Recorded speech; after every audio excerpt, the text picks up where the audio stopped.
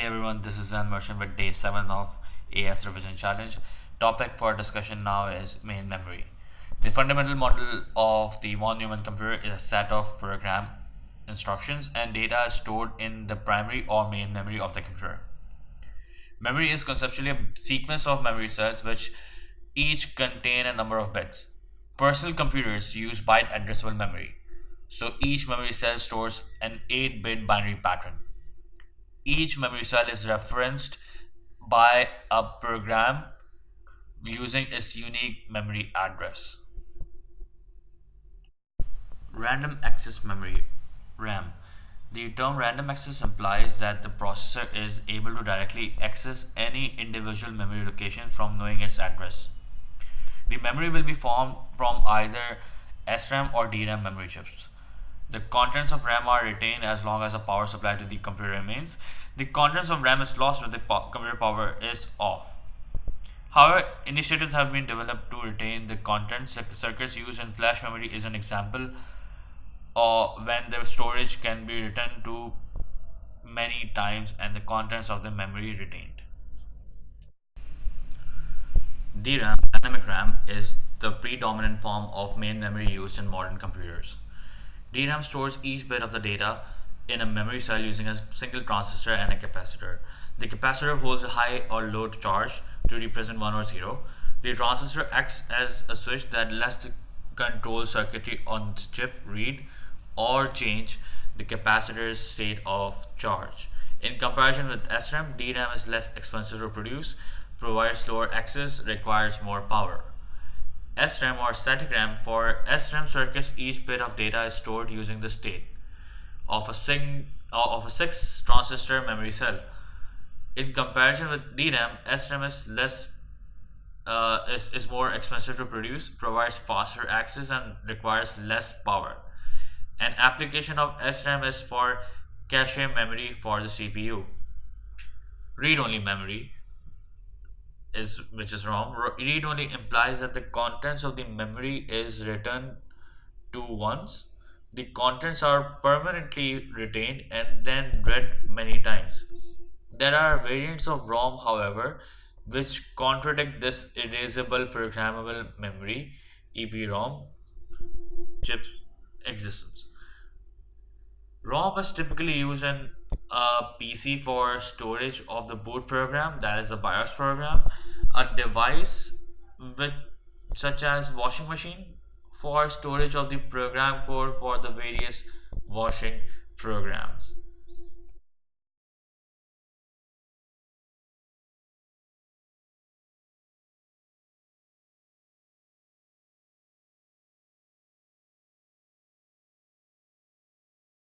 Moving on to logic gates and logic circuits. The second generation of computers followed by the invention of the transistor in 1947. A logic gate is a unit made up from one or more transistors. There are no moving parts and one or more input signals produce an output signal.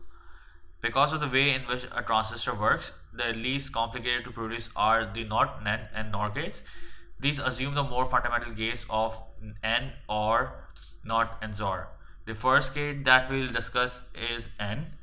An AND gate has two or more inputs and a single output. This diagram shows all possible combination of the input and output each produces. This is called a truth table. So a combination of zeros will output 0, and any input which has at least one 0 will output a 0, and combination of two ones will produce 1. So this works as similar to mathematical sign of multiplication. Moving towards OR gate. An OR gate has two or more inputs and a single output. An OR gate will work as an addition sign of mathematics, where even one of the inputs is 0, the output will be if one of the inputs is 1, the output will be 1 overall, and the two zeros will make a 0. Then we move on to exclusive or XOR gate. A XOR gate has two or more inputs and a single output. So XOR gate will produce uh, 0 when the inputs are same. So for two zeros it will produce a 0, and for two ones it will also produce a 0, and when there are two different inputs the output will be 1. Then we move on to NAND gate. A NAND gate follows the same logic as an AND gate, followed by a NOT gate. So NOT gate we'll discuss later. NOT gate is basically an inverter. So NAND gate will just flip the values which we achieved in NAND. In AND. So a combination of ones will produce a 0. Everything else will produce 1. Then we move to NOR gate. A NOR gate follows the same logic as an OR gate followed by a NOT gate. So it just inverts the values which you received in OR gate. So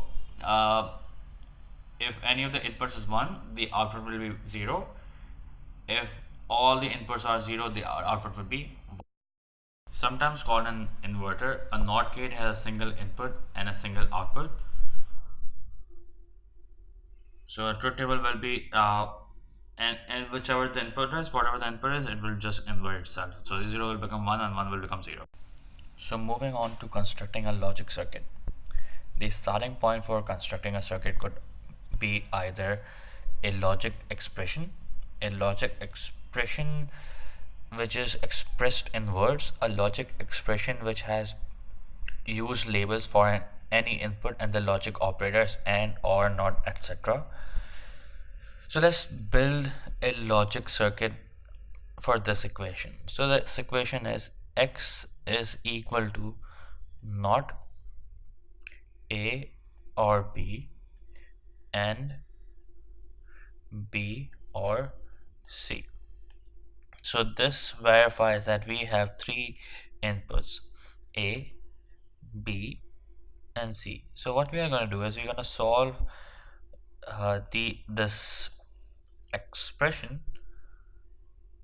by going one by one. So let's solve this internal bracket first. So this bracket says a or b. We already know what OR gate looks like. So this will go about like this. So we'll extend two lines from B and C and then draw an OR gate. After this we'll move to the other bracket. This is A or B. So we're gonna again extend lines from these two input values and make an OR gate again. As you can see that there is an AND gate between these two parentheses, so we'll extend the results from these two parentheses and then connect them to an AND gate. My drawing is a little bit rough, but you get the point. And after this we see that this expression has the last logic operator, that is a NOT gate. So we'll extend the result from this. As you already know that a NOT gate will have only one input and only one output, so this will just take the input from the AND gate and give out an answer that is X. So let's construct a truth table from this logic circuit. An expression with three inputs will give 8 different combinations. So 2 power 3 will give us 8 rows of the table. Why 2? Because an input can have only two possible states, either on or off, either 1 or 0, and then we have 3 inputs, so this will go on to become 2 power 3, that is 8. So I made a table for you guys with 8 rows and 3 inputs, and then there's only one output. So how did I get this table? How did I make these combinations? These combinations is basically, it came from counting 0 to 7, a total of 8 in binary. So you can just go about this. So this is 0, 1, 2, 3, 4. This is 5, then 6, then 7. So let's start solving it.